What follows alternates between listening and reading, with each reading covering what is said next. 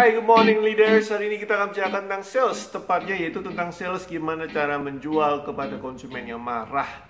Ini aneh ya, konsumen marah. Mungkin marah kepada Anda, mungkin marah kepada company, marah kepada produk Anda, marah kepada promise atau janji yang nggak ada deliver, tidak terdeliver, atau seterusnya dan seterusnya. Nah, seperti kita ketahui konsumen ini kan membeli janji ya. Jadi kalau mereka tidak mendapatkan janji Anda, tentu mereka akan kecewa, dan kecewa itu ada yang diam, ada yang ngempet gitu ya, bahasa Surabaya bahasa Jawanya, atau ada yang meledak-ledak. Nah, kali ini kita melihat yang meledak-ledak. Jadi sebetulnya kesempatan ya, kesempatan untuk menjual. Banyak orang melihat coach kok marah kok menjual, tapi saya akan jelaskan ya, apa sih yang dimasukkan dengan marah ini dan bagaimana Anda bisa merubah ini menjadi suatu kesempatan untuk Anda. So, first thing first. Membeli itu kan emosional ya. Jadi emotional buying, emosional ini kan 80% seperti kita tahu manusia membeli karena emosional, bukan karena logis ya. Logisnya mungkin dapat setelah emosionalnya pembeli, kemudian mereka menjustify. Seperti kita membeli barang A, maka ketika kita kepingin beli, setelah beli kita justifikasi dengan logika kenapa kita membeli barang itu. Ya, terutama kalau barang-barang itu harganya mahal, kemudian tidak umum, unik, dan mengundang pertanyaan orang, teman-temannya kenapa beli, maka mereka akan menjustify atau membela. Ya, itu emosional ya. Jadi, sekarang kalau negatif emosional bagaimana? Nah, pada umumnya kan teman-teman bilang ya, teman-teman dengar banyak orang bilang kalau konsumen marah, Anda mesti mendengarkan, Anda mesti sabar, Anda mesti, the shoulder to cry on ya. Anda di tempat di mana mereka berkeluh kesah. Nah, ini saya katakan keliru, salah paham. Karena tugas daripada Anda sebagai sales itu pada saat Anda menghadapi konsumen yang marah, bukan sebagai tempat untuk curhat. Ya, mendengarkan, iya pasti mendengarkan. Tapi mereka nggak butuh orang untuk mendengarkan. Mereka membutuhkan orang untuk memberikan solusi. Nah, ini dimana kesempatan Anda untuk maju sebagai penjual. Ada 3 hal yang perlu Anda lakukan. Ketika konsumen marah, yang pertama adalah Anda mesti melakukan reframe. Ya, bukan listen ya, bukan mendengarkan, bukan empatik, bukan sabar, bukan. Itu bagian yang penting, tapi bukan itu poin saya ya. Poin saya adalah pertama adalah Anda mesti namanya reframe. Apa tuh reframe? Reframe. Frame itu bingkai, re itu melakukan, bingkai ulang. Jadi ketika konsumen marah, katakanlah mereka delivery-nya kok terlambat, produknya kok jelek, packaging-nya kok rusak, barangnya kok nggak bagus, A, B, C, dan seterusnya, maka Anda perlu melakukan reframing, yaitu urutan cerita daripada konsumennya. Oke, begini Pak, Bu, saya akan ulang ya. Jadi Bapak memberikan informasi kepada saya. Oh, by the way, satu hal penting ya, ketika konsumen marah kepada Anda harus melakukan yang namanya menggunakan logika Anda dengan baik ya.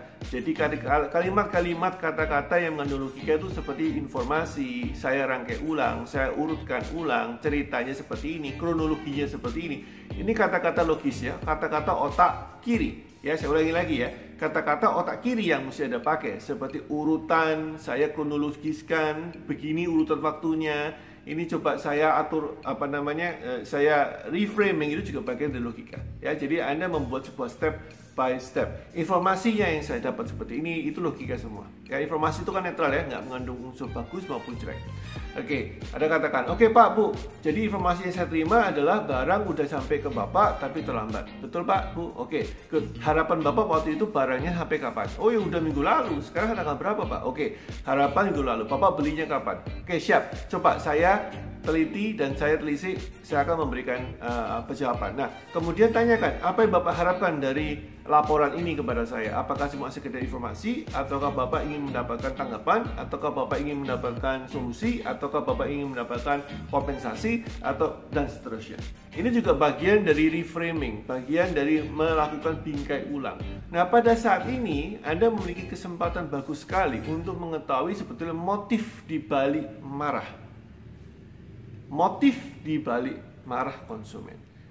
Anda paham betul yang diminta apa? Karena kebanyakan yang saya lihat pada saat menangani konsumen yang marah, mereka ikut-ikutan baper, mereka ikut-ikutan emosional, dan tidak mengetahui sebetulnya motifnya apa sih.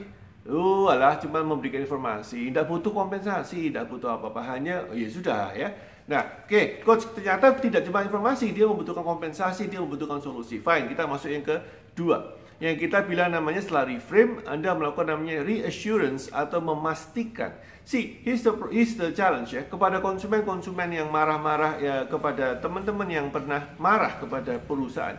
Sebetulnya Anda ini tidak mencari Anda tidak marah kepada institusinya, Anda tidak membicara dengan institusinya, dia bicara dengan Anda sebagai orang mewakili institusinya. Do I make myself clear? Dia itu minta Anda, you. Jadi jangan dilempar-lempar ke orang lain. Misalnya, oke Pak, saya akan tanyakan alasan saya dulu. No.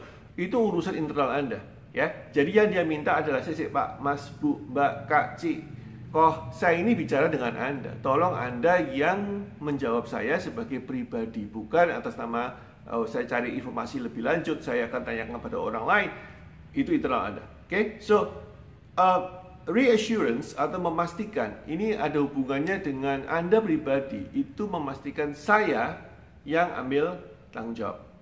Ya, saya yang akan menyelesaikan masalah ini, saya akan menanyakan, saya akan masuk ke dalam perusahaan, saya akan memberitahukan, saya mewakili kakak, bapak, dan ibu untuk bicara dengan manajemen, tapi saya yang ngomong. Jadi jangan bicara lagi dengan yang berhubungan dengan nanti saya tunjukkan, saya tanyakan Pak atasan saya dulu, bilang, oke Pak, saya akan kabari, saya akan informasikan, saya akan memberikan solusi A, B, C, D, E.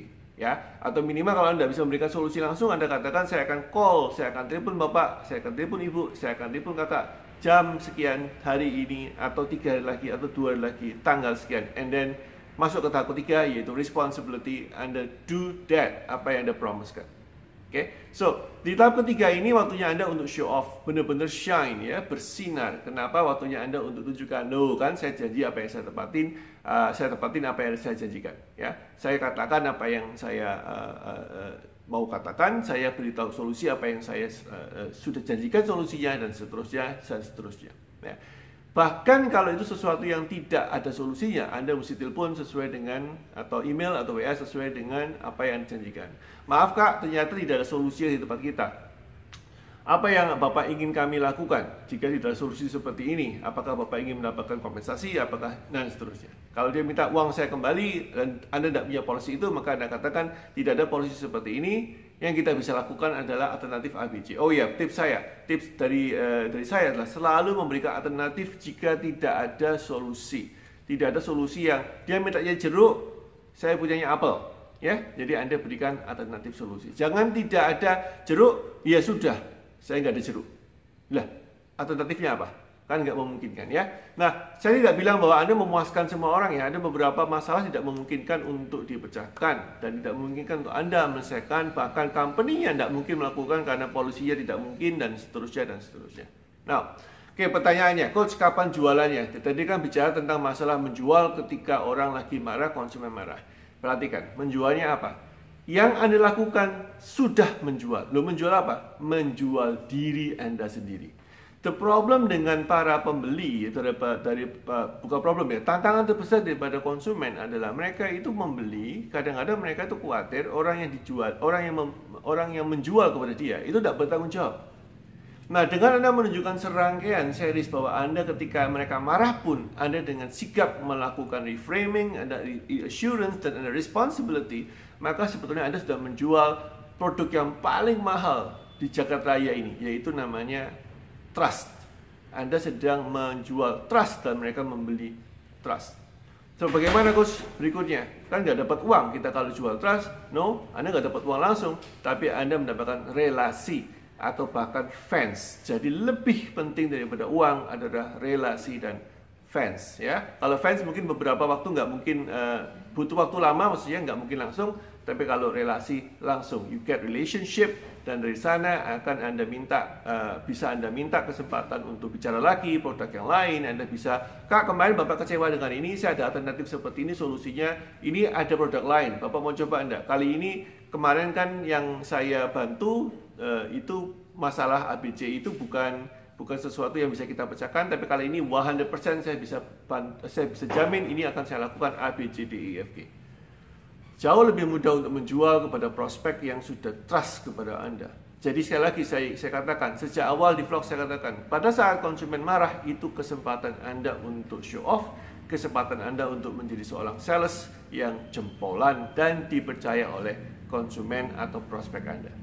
Alright guys, that's it. Semoga bermanfaat. Share juga ke teman-teman yang para salesman, saleswoman yang sedang meniti karir, karena ini bagian dari yang kita bilang, yang saya bilang namanya catapult, ya. Slingshot catapult itu adalah sebuah ketapel yang akan membuat Anda menjadi lebih kuat, lebih besar, lebih hebat sebagai sales woman atau salesman.